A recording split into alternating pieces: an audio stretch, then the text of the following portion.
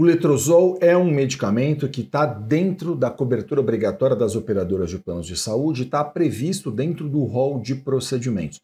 Quando a gente lê o rol de procedimentos da ANS, a gente percebe muito claramente que no anexo 2 da resolução da ANS está lá a cobertura de letrozol, mas na prática tem muito paciente que costuma reclamar dizendo que não tem conseguido acesso a esse tratamento. E por que será que isso acontece?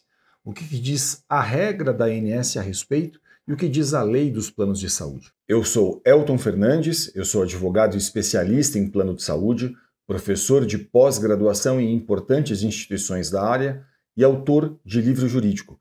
Hoje eu vou tentar desmistificar um pouco para vocês sobre as regras do setor dos planos de saúde.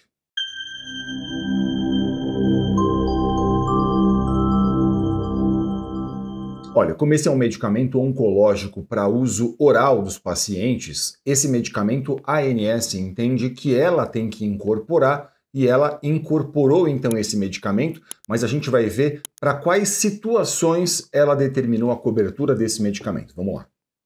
O medicamento letrozol tem cobertura obrigatória, segundo a ANS, para os casos de câncer de mama, no caso de tratamento neoadjuvante, adjuvante ou metastático, em mulheres na pós-menopausa com tumores no receptor hormonal positivo. Olha, essa então é a regra da ANS, a Agência Nacional de Saúde Suplementar. Essa regra está definida dentro do que a gente chama de Resolução Normativa número 465 de 2021. O que faz a ANS? Ela incorporou esse medicamento, como a gente viu, para essas específicas situações, de forma que, se o caso está em acordo com essas situações especificamente, a operadora de plano de saúde, segundo o entendimento da ANS, está obrigada a fazer a autorização. Qual que é o prazo para que a operadora de saúde faça a autorização disso?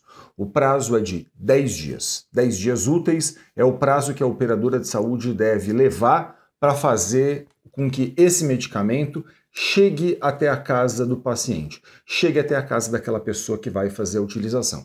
De forma que, se o caso está em acordo com esta regra da ANS especificamente, se a operadora de saúde recusar, o que seria adequado e ideal seria você fazer uma reclamação dentro da própria ANS. Por quê? Porque a ANS fiscaliza as regras que ela editou. E aí, claro, se está em acordo com a regra dela, ela vai ter que fazer a fiscalização disso.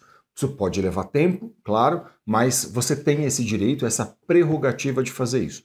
Se seu caso não está em acordo com a regra da ANS, aí provavelmente não me parece que a ANS vai tomar algum partido disso ou vai botar a mão nesse tipo de questão. Claro, você tem toda a possibilidade ainda de fazer a reclamação, mas aqui é importante dizer, numa situação como essa, o que eu considero mesmo adequado é que você converse com um advogado especialista em plano de saúde. E por que eu acho importante que você faça isso? Porque, veja, a lei dos planos de saúde atualmente, a lei 9656 de 98, ela diz que mesmo que um tratamento prescrito ao paciente não esteja em acordo com a regra da ANS, com esse rol de procedimentos da ANS, o tratamento deve ser autorizado se ele estiver em acordo com a ciência.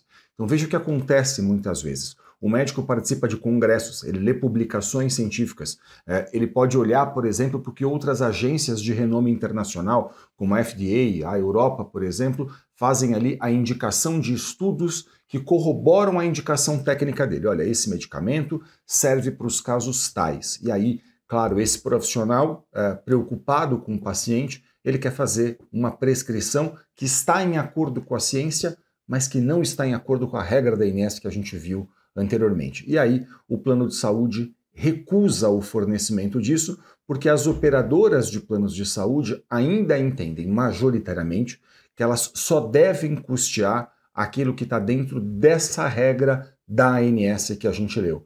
Então existe um descompasso entre o rol da ANS, muitas vezes, e a ciência.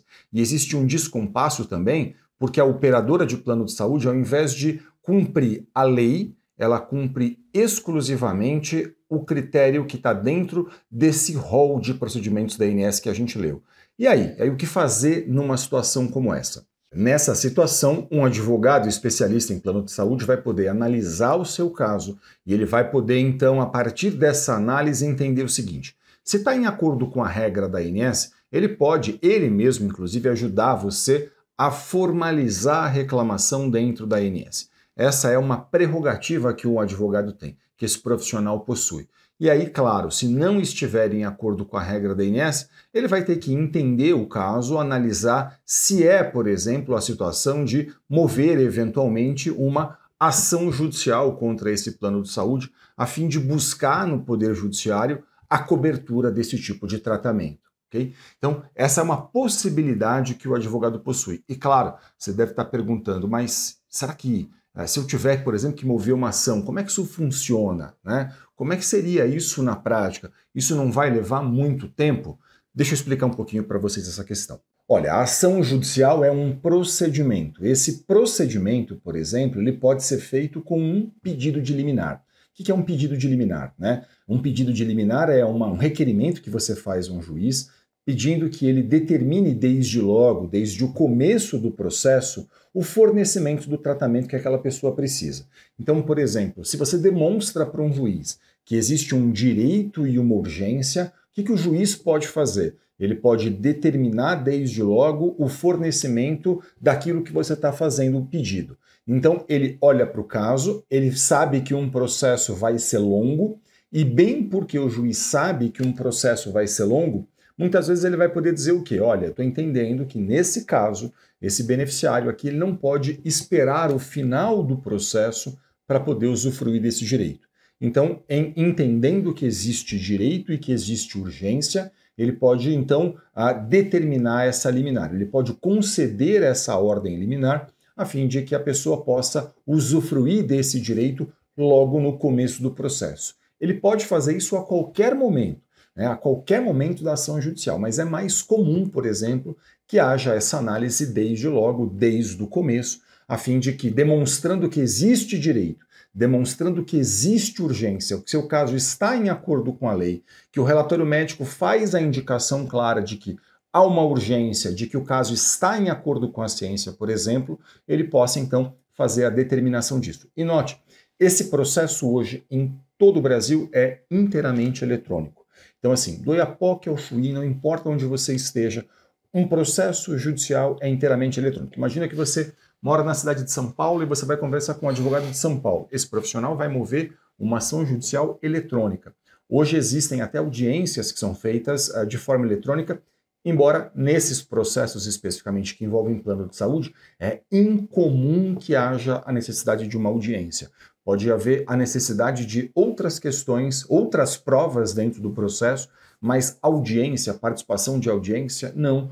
Em geral, isso não é feito, mas, claro, é sempre muito importante que você converse com um profissional especialista em plano de saúde, a fim de que esse profissional possa analisar as particularidades do seu caso, entender se cabe ou não, qual o caminho vai percorrer, se entender que cabe, e esse profissional vai poder orientar você em acordo com as especificidades do seu caso.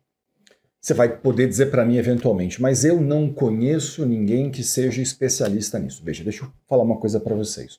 Hoje, essa consulta com o seu advogado pode ser feita até de forma online. E eu tenho muito orgulho de dizer para vocês que em todo o Brasil, nas pós-graduações em que eu leciono, a gente forma profissionais cada vez mais capacitados, especialistas nisso, capazes de olhar profissionalmente para uma questão como essa, capazes de fazer uma análise cuidadosa de um caso, a fim de poder entender quais são as possibilidades que a gente tem, quais são os caminhos que vão ser percorridos. Então, se você não conhece um profissional aí da sua cidade, por exemplo, você pode buscar isso pela internet, fazer isso online com um profissional, não tem problema nenhum, até porque, como eu mencionei para vocês, um processo que eventualmente tenha que ser movido um processo, essa ação será eletrônica, tudo correrá eletronicamente. Então, não importa se você está numa cidade e seu advogado está na outra cidade, se você está num estado e seu advogado está muito distante de você, porque tudo isso pode ser feito hoje de forma online,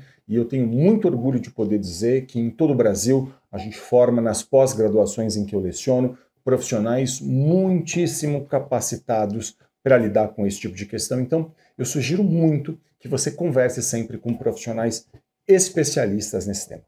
Eu espero que esse vídeo tenha sido útil a você. Muito obrigado pela sua audiência. Se ficou qualquer dúvida, deixa um comentário aqui no canal. Para a gente é sempre um grande prazer poder ajudar, interagir, tirar dúvidas. E, claro, não deixe de acompanhar a gente nas redes sociais. Muito sucesso para você e saúde. Até o próximo vídeo.